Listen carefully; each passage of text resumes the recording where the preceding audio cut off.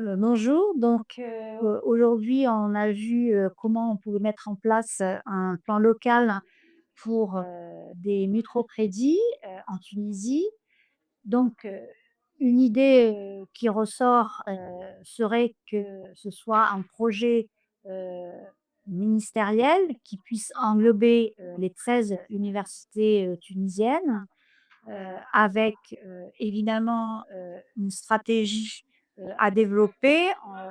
avec, en premier lieu, se poser la question de pourquoi on fait des microcrédits. Alors le pourquoi, c'est parce que, on a un monde en mutation et que, les emplois du futur ne sont pas forcément connus, ils évoluent énormément et que, nos étudiants actuels qui vont sortir, avec, un diplôme, universitaire, quelques années plus tard, vont avoir besoin, de monter en compétences, apprendre des nouvelles compétences pour les besoins du marché du travail qui, évolue, à vitesse extrêmement rapide. Donc, pour ça, il y a des référentiels, de compétences, soit, au niveau national, par, les parties prenantes, du ministère,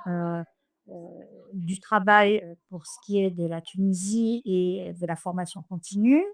Il y a des référentiels, européens qui vont cadrer, et définir, les tableaux, de compétences, les répertorier, sur lesquels on peut s'appuyer. Mais ce qui est très important, pour mettre en place un plan d'action, c'est,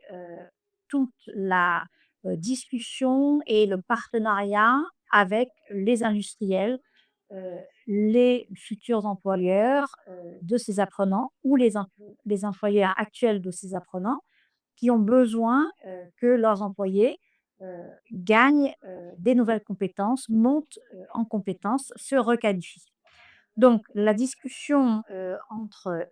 les acteurs universitaires qui vont mettre en œuvre, créer ces nouvelles formations et le secteur, public socio-économique qui vont aider à définir, les objectifs, pour les nouveaux métiers, des compétences. Alors quand on dit compétences, hein, il faut, bien voir que c'est décliné entre, savoir, savoir-faire, aptitudes, mais aussi, les compétences, personnelles, ce qu'on appelle des soft skills. Et toutes ces choses-là, c'est important à la fois pour l'individu, pour les employeurs, pour l'université et pour la société et c'est un ensemble, qu'il faut considérer quand on va mettre en place, ce plan d'action et les micro-certifications. Donc, une fois qu'on a établi la stratégie, donc, soit du point de vue ministériel, soit du point de vue universitaire, il faut une équipe projet qui mène, à bien, ce plan d'action et qui interagissent donc à la fois avec, les, sociétés, les entreprises, les étudiants qui doivent avoir leur mot à dire et faire un retour pour, améliorer, ces micro-certifications et les enseignants qui vont, concevoir, ces cours en s'aidant aussi du retour, des sociétés, des industriels qui vont,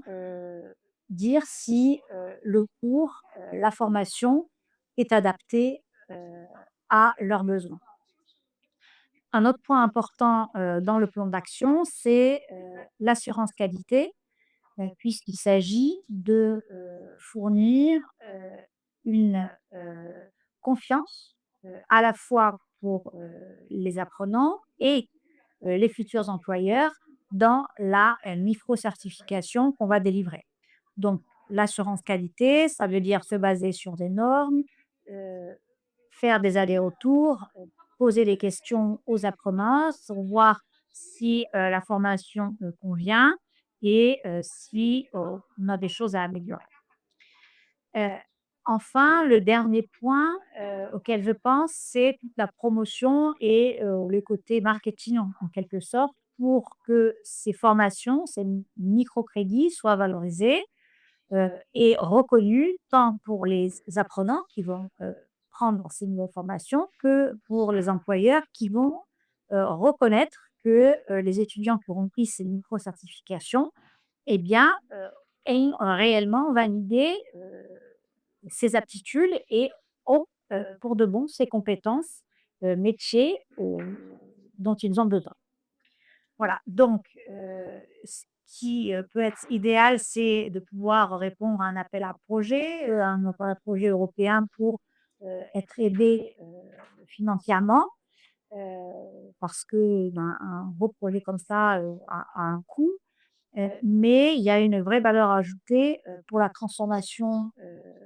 de l'employabilité, de nos jeunes et de nos moins jeunes puisque nos apprenants ont des profils, variés.